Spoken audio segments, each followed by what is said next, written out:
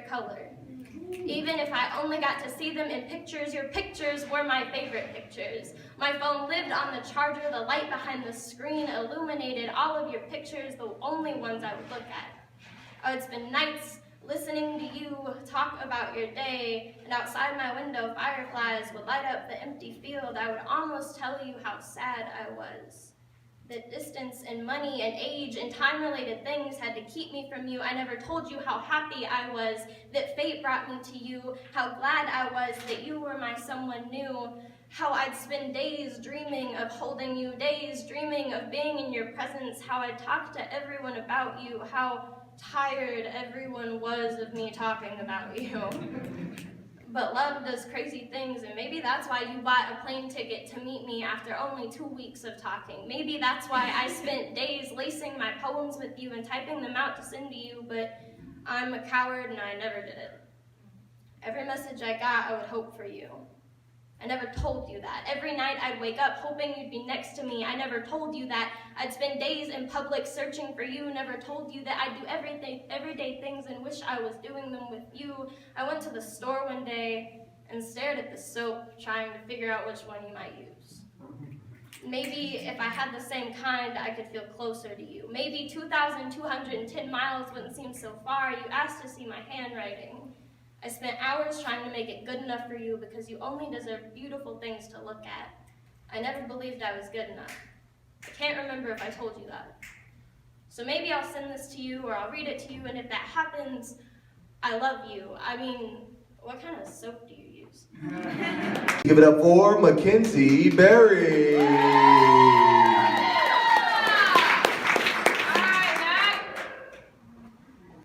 No justice, no peace. The crowd of protesters repeats, remembering the fall of another mother's child, head cradled in the grist of concrete, now stained with blood. All thoughts and dreams of the child are now nightmares stuck on replay. And how many replays each day before bullets stop going 2 ways? The child didn't feel the velvet which lined the coffin, or hear the blessings showered upon lifeless body. I'll never understand why we clothe skeletons in satin robes but leave flesh naked. We raise the dead to raise the living, and so louder the crowds shout, and in number they grow, making their language heard. Show me what democracy looks like. This is unfit. Words rise, and the challenge rises higher, growing more intense, just like this internal war, with those words desperately demanding victory without another casualty.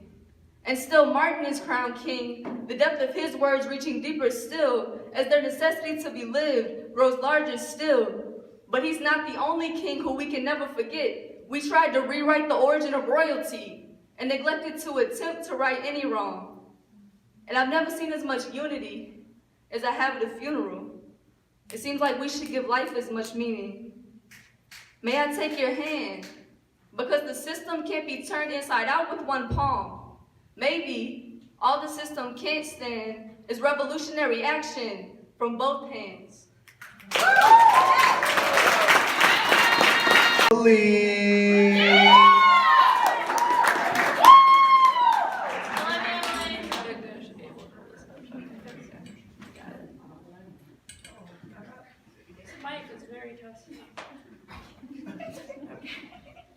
Custody disputes were more like wars than they were battles.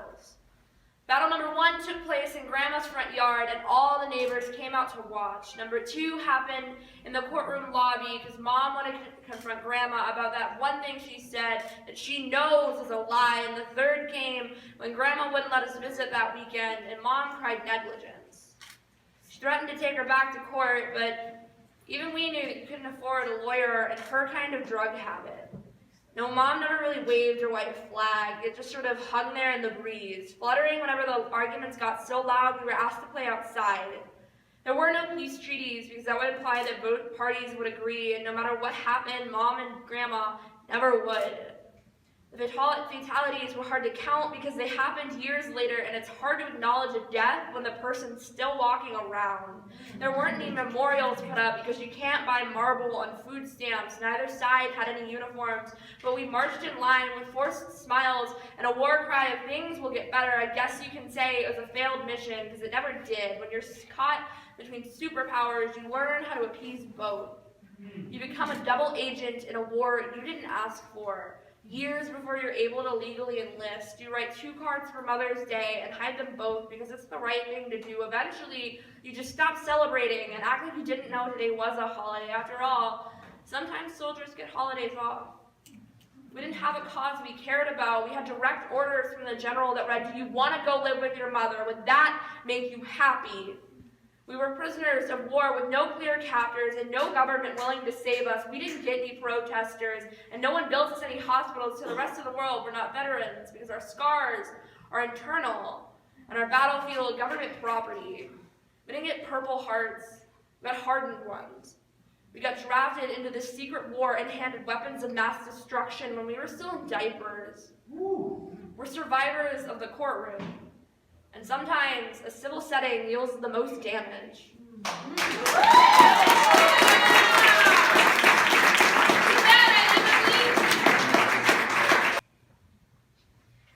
Every time I breathe, I know that I will see them again. Hear their cruel words, see their ugly sneers, feel their stare pierce my back. Know that they whisper of my success and plan for their next attack. Every time I hear a snicker behind me, I find myself lost in my own thoughts, shortness of breath in my head spinning and recognizing that they're talking about me. Every time I get cornered in the hallway, I remember what my mom used to say, "Don't give them power, Jazzy. When they say what they want, you keep it moving." The counselors told me to stop looking behind me. My therapist told me to keep taking medicine and try coping. My mind told me that if I wanted to feel better, all I had to do was grab a razor. My heart told me that everyone and everything was wrong, that all I had to do was fix the broken mirror. The mirror that I'd stared at and wondered why everyone hated the reflection. The mirror was cracked. The image was distorted. The only reason why I didn't see it was because it was covered up by my own blindness.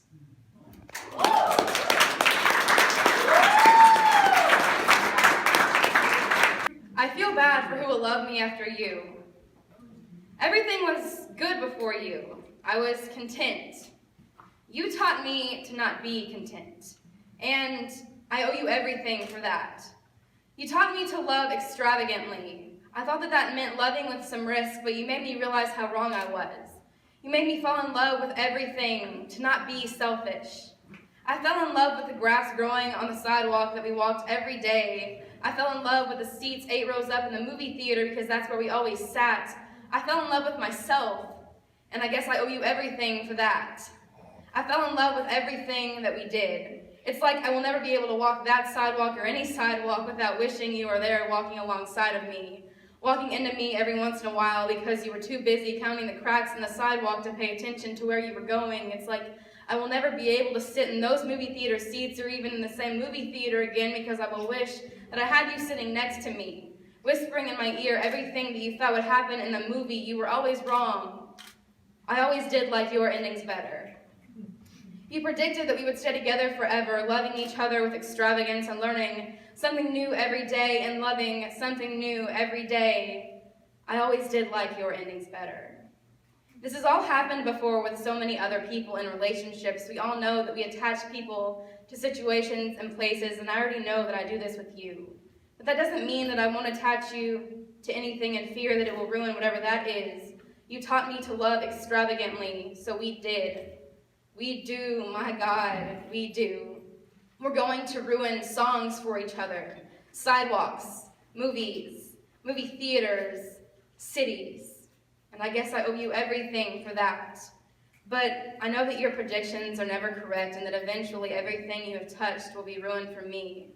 But this city, this night, is ours. And who knows who I'll spend tomorrow with, but I know that that will not be as extravagant as tonight. It will not be tonight ever again, and that makes me incredibly incontent. But that is a good thing, to be incontent. You taught me that. And I guess I owe you everything for that. In fact, I owe you so much that I don't know if I'll ever have anything to give anyone else. And that's why I feel bad for whoever will love me next. Or maybe I don't. Maybe I'm just jealous for who gets to love me after you because you taught me everything. And now I know how to love.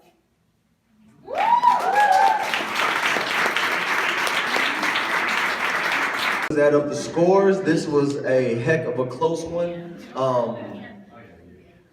I don't know, I guess I want to tell you about how close it was.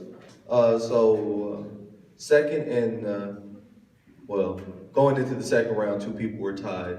The third round kind of decided who that was going to be. So if I could please have my 3 finalists on stage, please, or floor. Come on. Yep. You all please give it up for your final 3 of your poetry slam.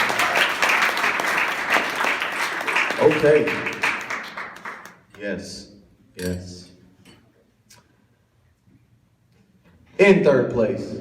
Yep. There you go, Max. Now it's time for mood music. In third place. Give it up for Izzy, y'all. Give it up for Izzy in third place, y'all. In second place with an 84.4, please give it up for Jasmine.